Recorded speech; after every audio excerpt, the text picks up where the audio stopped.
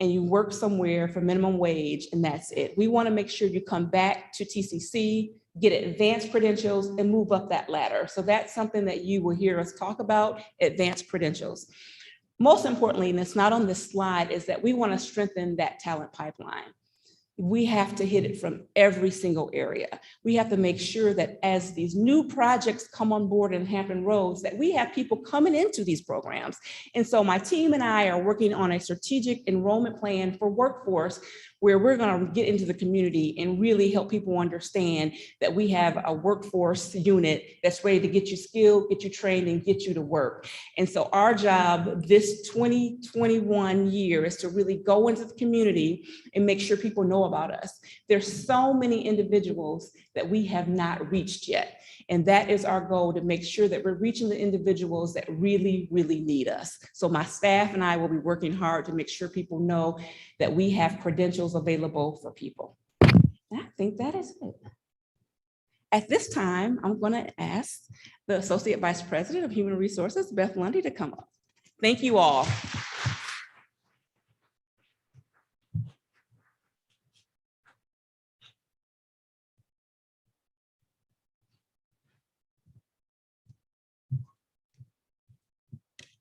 Thank you, VP Williams, and good morning, everybody. So the good news is I really have just one topic to talk about. So that's the good news. The not so good news for me is what that topic is. I am going to talk about Executive Directive 18, and that's what I want to focus the time on this morning. But before I do that, I just want to say that because I'm only talking about one topic, it does not mean that your HR staff has not been hard at work over the past year and won't be hard at work in the upcoming year, working hard for you, the employees of TCC. And I just want to recognize the HR staff for all the hard work and dedication that they do day in and day out. Our sole mission, or at least the way that I look at it, is that our job is to help all of you so that you can focus on your jobs, so that all these great things that are happening around the college can keep happening. So if we can help you get enrolled in benefits, or we can answer questions, or we can help you through this Executive Directive 18, that's what we're here to do. So I do want to say that with the governor's executive directive that it is an evolving situation. We still have a lot more questions than we have answers at this point. I attended 2 meetings yesterday, and it probably really just generated more questions for me than answers really, but I want to talk about what we know so far.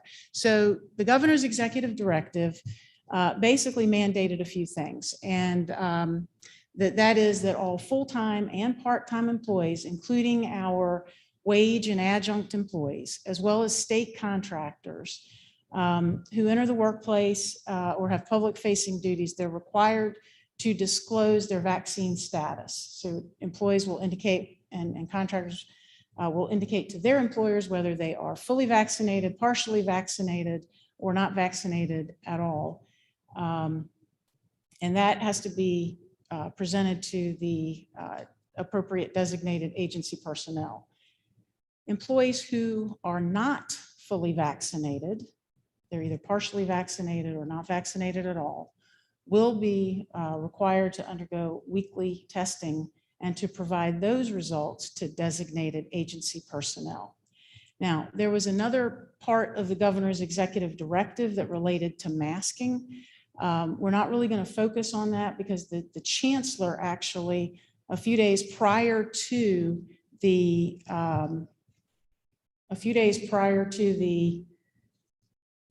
executive directive coming out, the chancellor had put in a mandate regarding masking in indoor public spaces by students, faculty, and staff. Everybody is required to go through that. So Executive Directive 18 is effective September 1st. So that what that means is that in regards to vaccine status, all employees will need to let us know by September 1st their vaccine status. So we are working diligently on that. I'll talk a little bit more about that. In the meantime, we encourage all employees to get vaccinated. We encourage everyone, our students as well, to get vaccinated. So some folks have asked questions about whether we're going to have a vaccination clinic and those kinds of things. So September 1st is going to be here before we know it. So what I want to do and focus on is sharing some resources that are available to you in regards, if you're interested in getting vaccinated, how to do that. So there's a website that the Virginia Department of Health has related, lots of good information. There's also a call center set up related to the vaccine testing.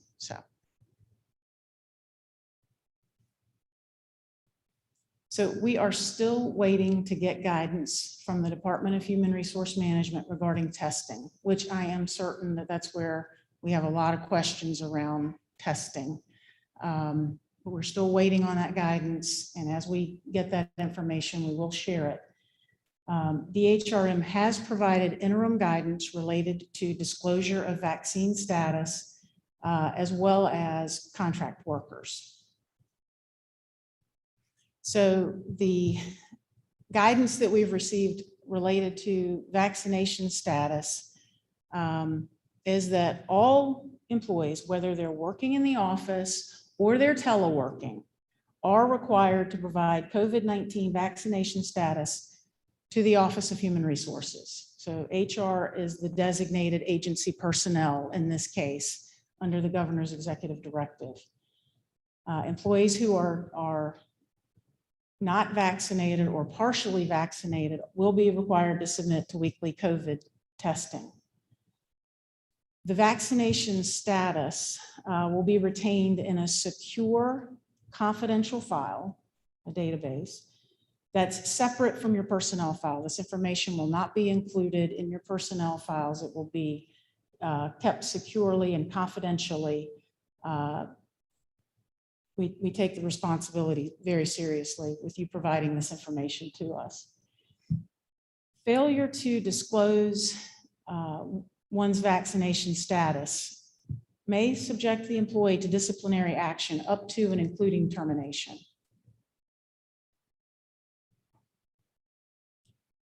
So detailed instructions as to how you are to submit your vaccination status to us, that's forthcoming. We are working with our friends and colleagues in OIS to work on an electronic a database solution, essentially a portal that you guys can provide information on your status, as well as uploading those supporting documentation, the supporting documentation that will be required to provide as proof of vaccination. And in a minute, I'll ask if VP Asen would like to make any comments or remarks regarding the solution that they're working on for us about that. So in addition to having this online mechanism in order for you to provide that information to us, we will have HR staff on the campuses and available to assist employees in uploading information or completing the information that we're requesting. And that information will be forthcoming. So I know there's a lot of details that we're still working out, we're still working through, but we will provide that information very shortly. We know September 1 is approaching quickly, and we hope that really by the middle of next week that we'll get as much information out as we have at the time that we can share with you. And this is consistent. Yesterday I had a call with my CHRO colleagues, chief HR officers from around the VCCS. And our goal is really to communicate this to all of our employees across the VCCS at the same time. And we are trying to have consistency across the system in terms of just how we're rolling this out, how we're communicating. And when you get to things like talking about that disciplinary action that I mentioned earlier, in ensuring that that is being handled consistently across the system as well. So the interim guidance that we have received in regards to contractors is that they are required to disclose their vaccination status to their employers and the contracting vendor that employs them. But it does not require that they be tested. So the contracting vendors will certify to the agencies that their employees are fully vaccinated or that they are aware of the requirements to wear the masks and social distancing and all of those things, the protocol there. So I have been working on frequently asked questions related to this. So far, I think I have a 2-page single-space document. So it's evolving. There's going to be more to that, I know. So as I'm working on this, I just want to say that if you have questions that I have not answered here, some of them I may not be able to answer yet, but please send me an email. Because I will include all of your questions in the FAQs that I'm preparing. So with that, I am going to turn this over to Dr. Const, and I'll welcome her back to the stage.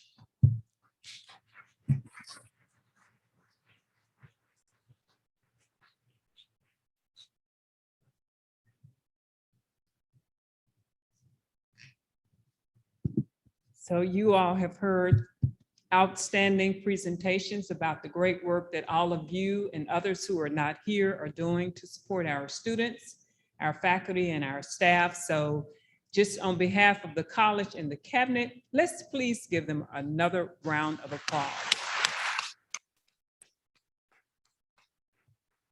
Thank you all. Thank you. Great job, everyone. And I will tell you, just as Beth was talking, many of the things that she had to say around the executive directive from the governor. I know it was hard. I could just kind of see Beth, having to share the information, much of which, we don't know. I was on a call yesterday, as were some of the cabinet members, with the presidents, and there are still a lot of unanswered questions. And Beth did an outstanding job sharing what we know at this time. So just please stay tuned. And as Beth indicated, we will communicate as quickly as we can and as frequently as we can. And as you were talking, it came to my mind to say, don't shoot the messenger, because these are the directives that all of the colleges are being given. And we are having a very difficult job to really sort through and do, just as we did last year when we really didn't even know what COVID-19 was.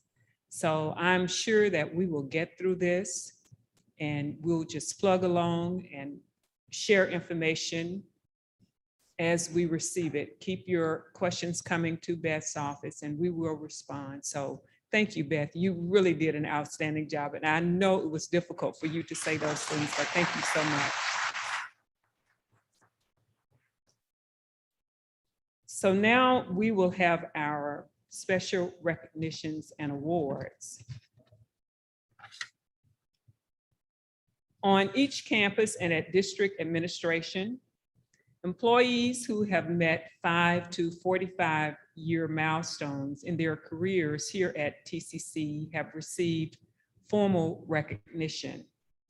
This morning, I would like to take this opportunity to thank those honorees for their contributions to the college. The names of all honorees can be found in your programs, and many honorees are joining us today by way of the live stream. But if you are present and celebrating a milestone, 5, 10, 15, 20, or 25 years of service, please stand.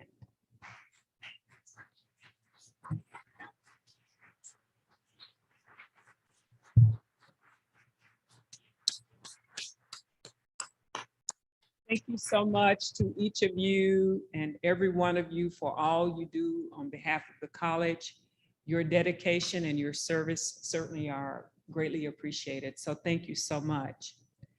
Now we will honor 6 employees who have been with the college or the Commonwealth of Virginia for 30, 40, and 45 years.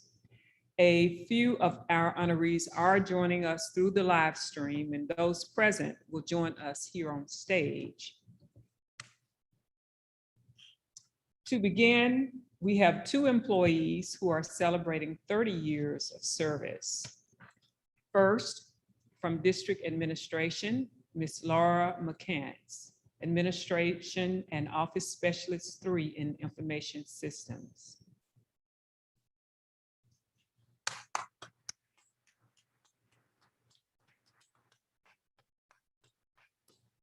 We know that Laura is joining us this morning by way of Zoom. Next is Ms. Lisa Taliaferro from District Administration, Financial Services Manager 1 in Disbursements, Grants, and Contracts. Lisa.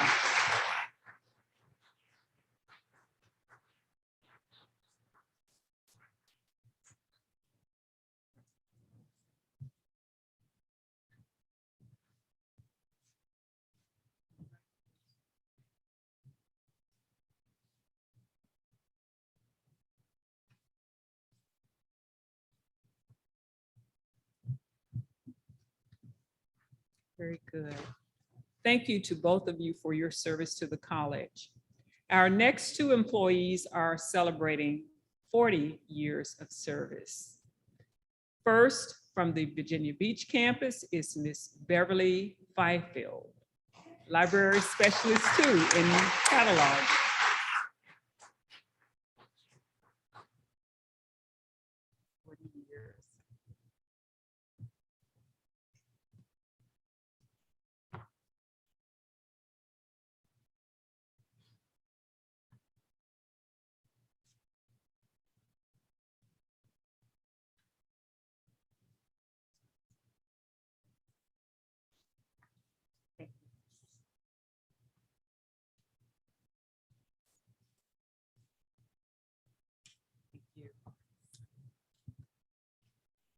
And from the Portsmouth campus, Professor of Drafting David Steinhauer, who retired from the college on August 1st. Thank you so much for all you have done for our students, and really a very special thank you for 40 years of service. Now we have 2 employees who are celebrating 45 years of service to the college. First is Thomas Hilton, Associate Professor of Philosophy at Virginia Beach. He is also joining us virtually. And from District Administration, Ms. Sarah Swagger, Public Relations and Marketing Manager 1 in the Information Center.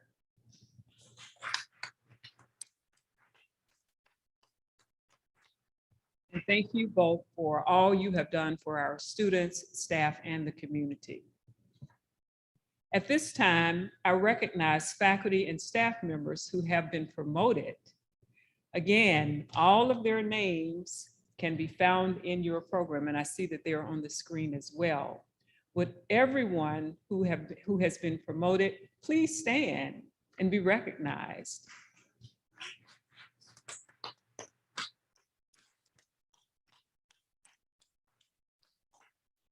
Congratulations, that's wonderful. And thank you so much for all you're doing and for taking on greater responsibilities. Congratulations, Heather and Clayton. And so does that mean that I can give you more responsibilities? Heather, can I do that right now? Congratulations, that's wonderful.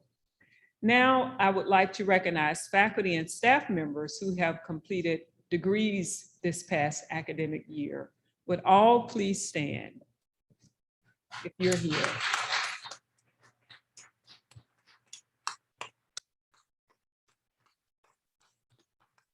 Well, that certainly deserves a huge congratulations. Congratulations on your perseverance as well as your academic achievement. Thank you so much. I would like to recognize new employees of TCC who have been with the college since the fall of 2020, as well as new TCC employees who have recently been rehired or taken on full-time positions.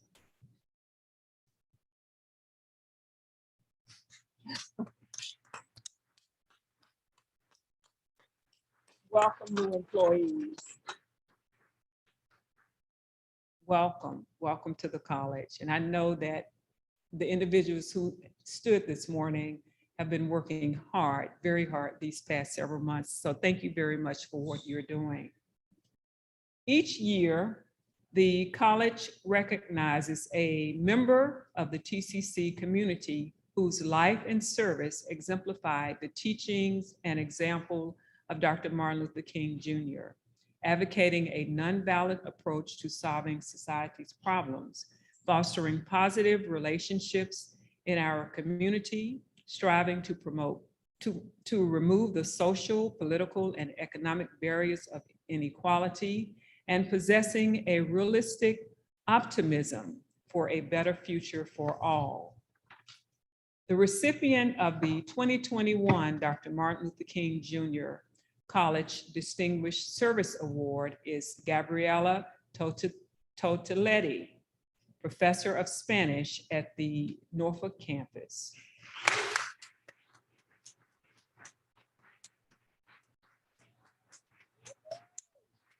So Dr. Totiletti, you're present, please stand to be recognized. And I want to say thank you so much for your service to our community and our students. Thank you very much for what you're doing.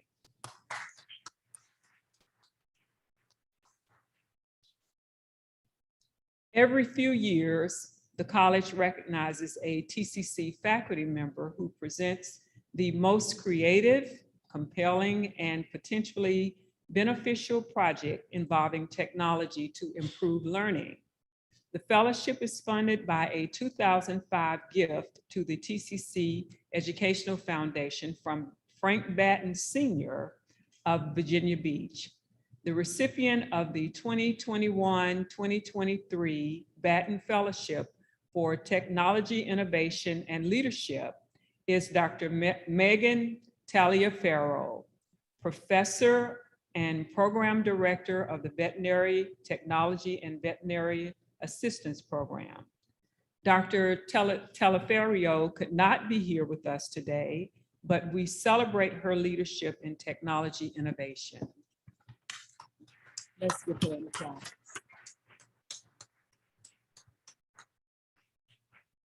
Next, we have emeritus appointments. Emeritus status acknowledges truly outstanding and significant contributions over at least 10 years to TCC by faculty and staff who have previously retired. Emeritus appointments are conferred by the Board of Trustees, the College Board. A few emeriti are joining us by way of the live stream, but if you are present, please stand as I call your names. Susan Boland, Associate Professor of English as a Second Language at the Virginia Beach campus. Robin Broader, Associate Professor of English at the Virginia Beach campus. William Clement, Dean of Computer Science and Information Technology. Greg Frank, Dean of Natural Sciences at the Virginia Beach campus. Congratulations, Greg. Phyllis Malloy, Vice President for Finance at District Administration. Let's give them all an applause.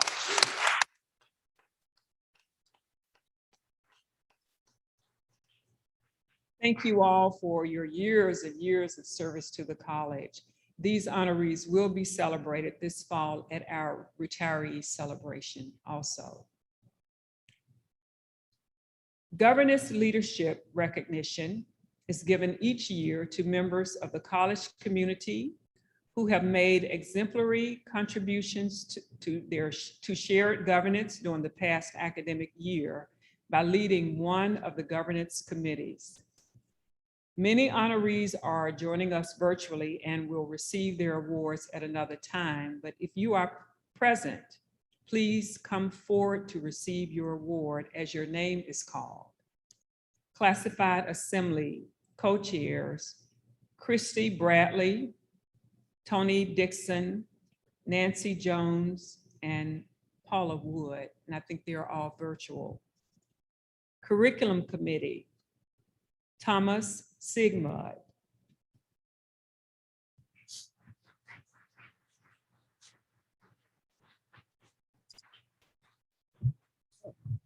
Congratulations.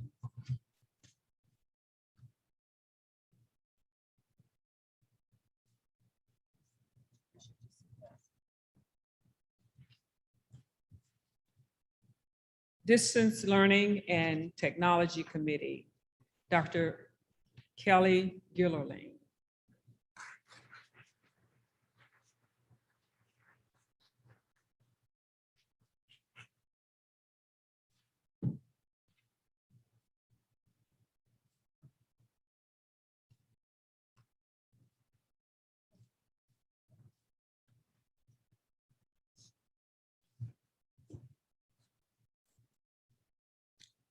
Faculty Professional Development Committee, Jean Hopkins.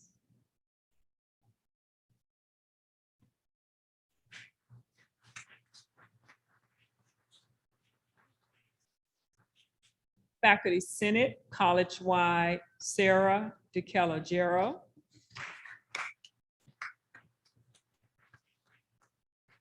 Faculty Senate, Chesapeake Campus, Elizabeth Briggs.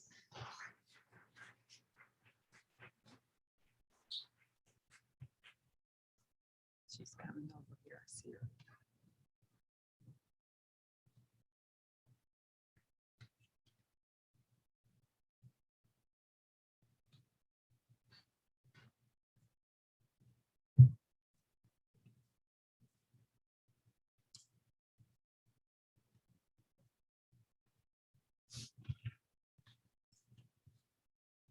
Faculty Senate, Norfolk Campus, Judy Gill. I know she's virtual. Faculty Senate, Portsmouth Campus, Dr. Tiffany Sledge.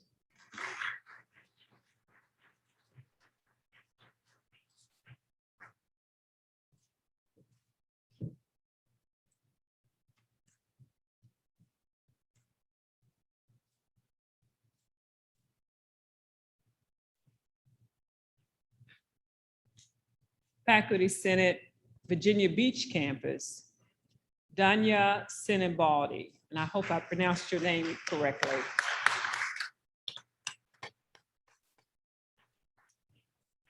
General Education Committee, David Karakoff.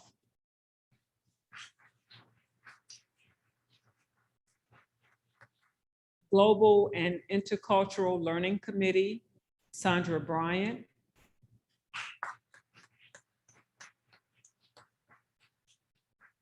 Instruction Committee, Deborah Dart and Jessica Morales.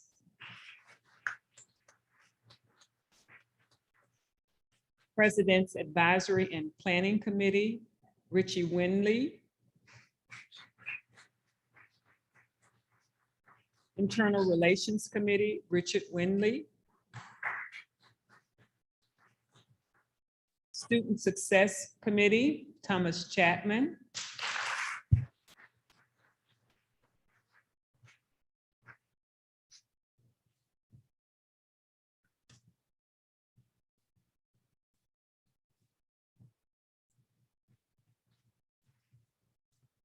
Workforce Solutions Committee, Anthony Funds.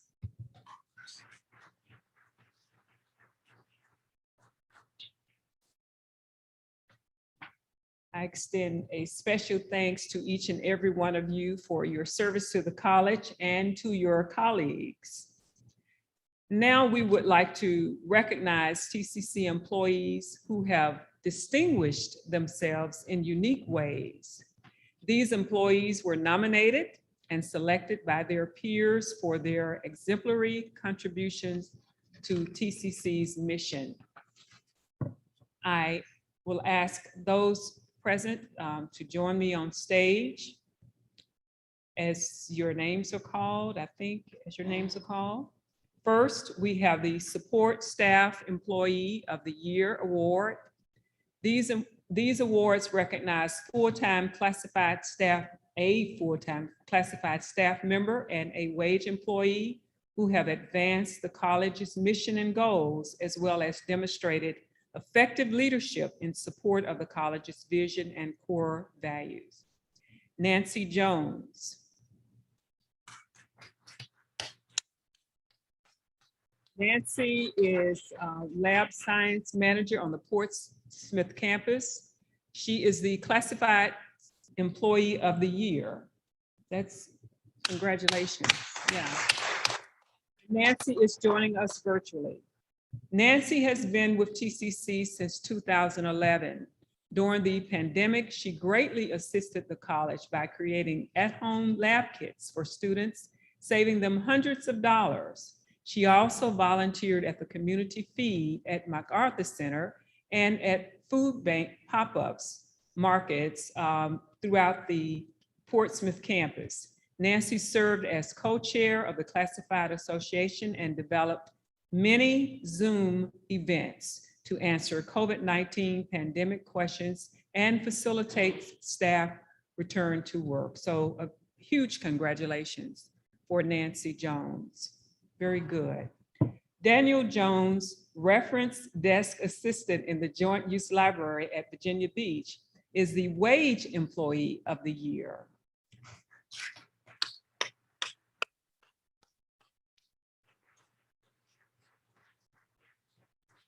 Daniel started as a student worker in 1996, earning an Associate of Science in 2002.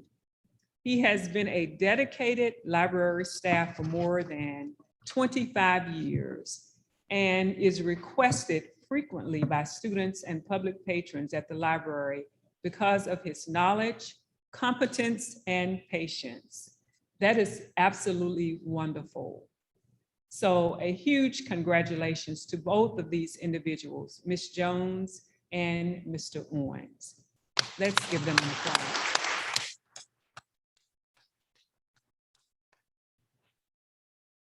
And now Faculty Senate Awards. These awards recognize full-time and adjunct teaching faculty members who have demonstrated excellence in teaching, as well as a full-time teaching or professional faculty member who has provided exceptional service to students, the college, or the community. Nominations are provided by students, faculty peers, deans, supervisors, and community members. Professor of the Year, Kimberly Jones, Professor of Funeral Services at Virginia Beach, is our Professor of the Year.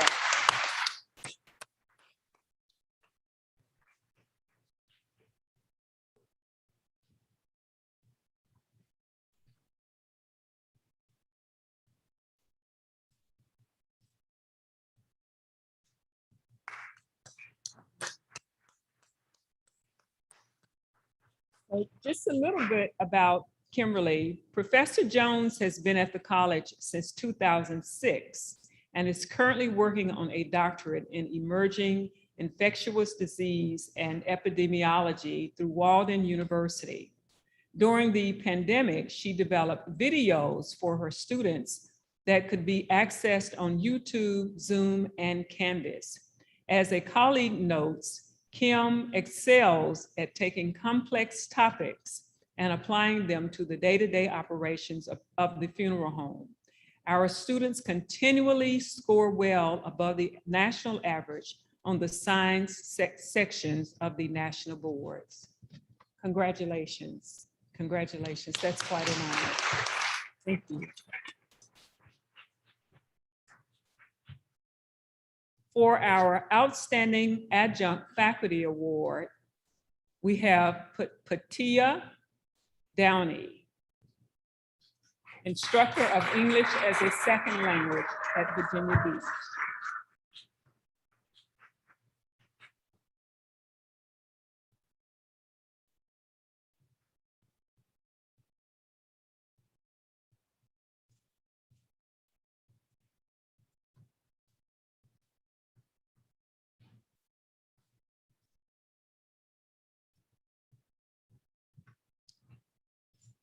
Miss Downey learned to speak English as a child when her family moved to the United States.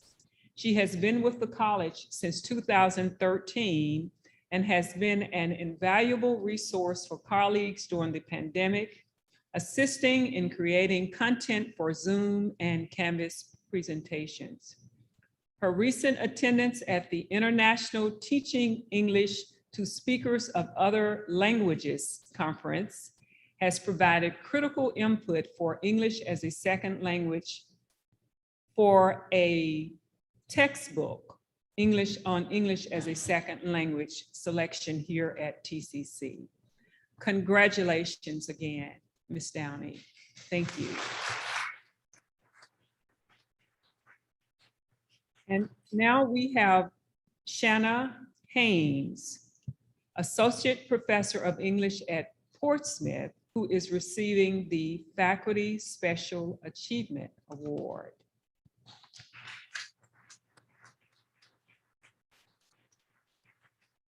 Ms. Haynes could not be with us today, but I know she is joining us virtually. Professor Haynes has been with the college since 2012, and she is honored here today for her innovative teaching and dedication to student development. She incorporates a wide range of disciplines in her teaching of writing and literature, including law, math, and science, to develop students' critical thinking skills. She also created and hosted a free nationwide virtual conference that examined current social justice and racial equity issues, an event that featured nationally recognized scholars. Congratulations, Professor Haynes, for all that you're doing. Congratulations. The TCC Faculty Senate gives professional recognition to colleagues who have demonstrated professional excellence in college and community service, institutional responsibility, scholarly and creative engagement, and teaching. Their names are listed in your programs. Congratulations and thank you all for all of the things that you're doing to make our students' experience here at TCC truly wonderful. Let's give them an applause.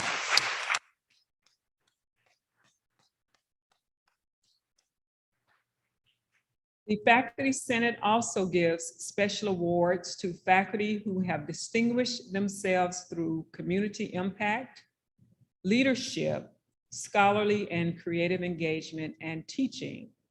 Will those who are present this morning please come forward to receive your award? For the Faculty Community Impact Award, Heather Boone, Graphic Design, Norfolk. Mark Dennison, Music, Norfolk.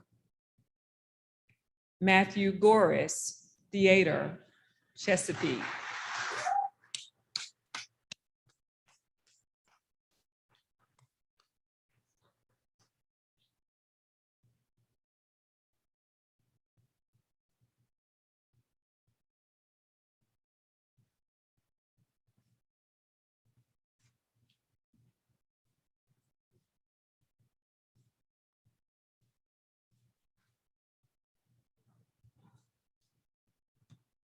I think we want you that way.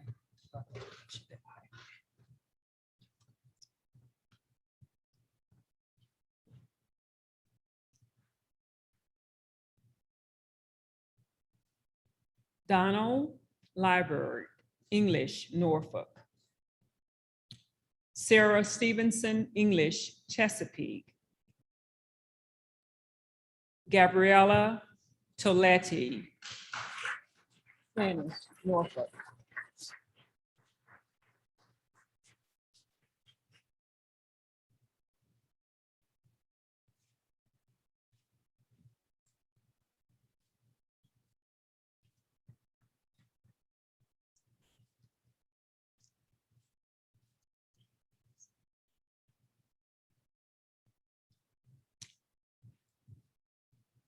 and Ivory Warren, Human Services, Norfolk.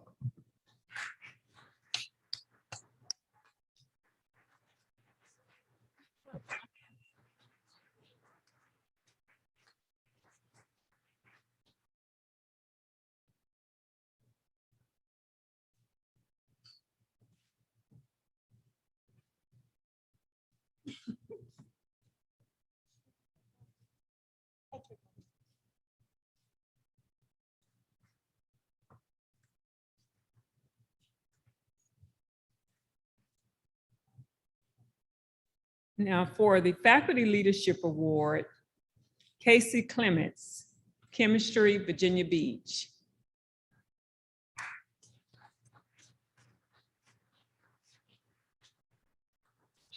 David Karakoff, History, Chesapeake.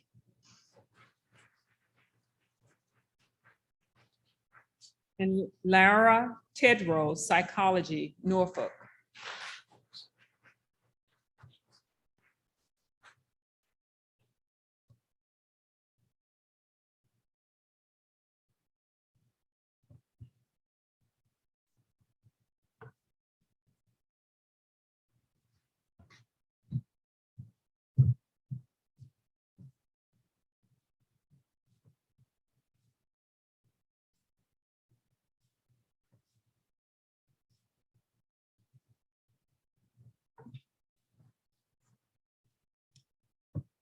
For the Faculty Scholarly and Creative Engagement Award, Kevin Brady, History, Chesapeake.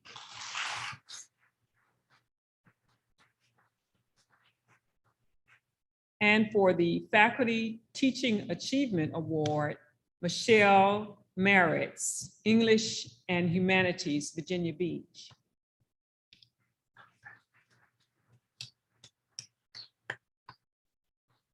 Annette Newborn, English, Virginia Beach.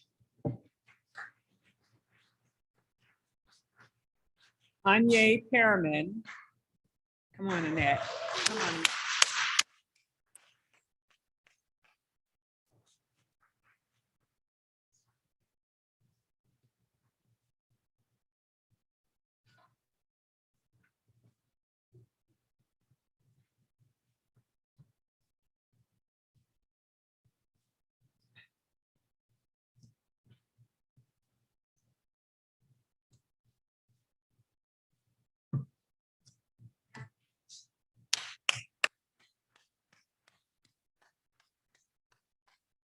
So again, congratulations, one and all.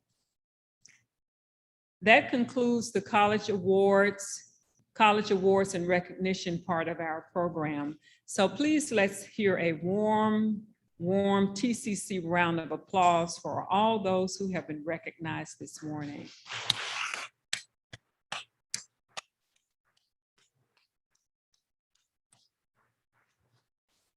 I have to say this, I am having a wonderful time. I just have to tell you, this is so exciting to just see and experience the great work that's going on at the college.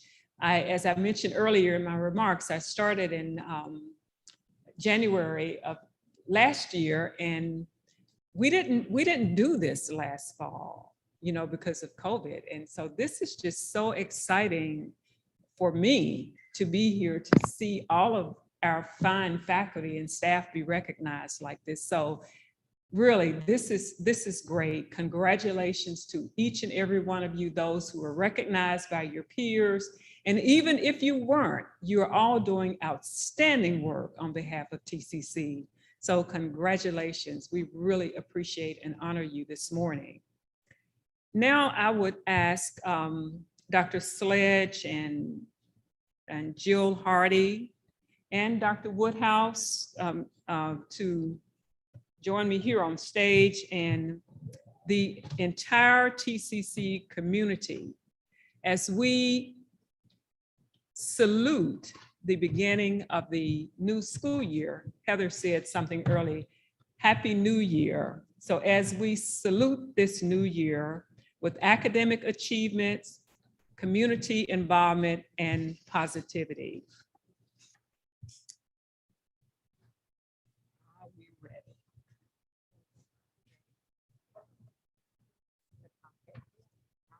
On three.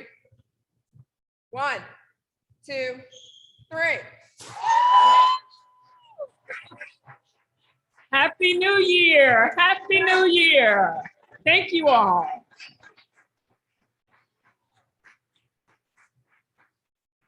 So it is my pleasure to welcome Dr. Sledge back to the stage.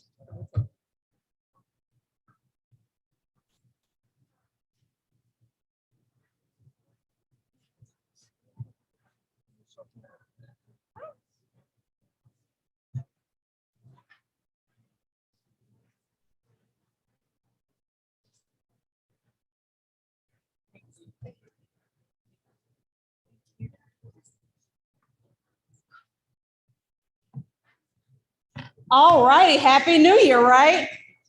Right, are we ready? Okay, let's do it again. Are we ready? Woo, all right. One quick reminder, we are still having Convocation on the campuses, and lunch is provided for those who did RSVP to attend in person. Thank you all so much for coming out. Thank you, Dr. Constand. Thank you, President's Cabinet. Thank you, faculty, staff. Thank you, board. Thank you, everyone, for attending, whether here in person or virtually. Let's make it a great year. Be safe, everyone. And we are ready. All right.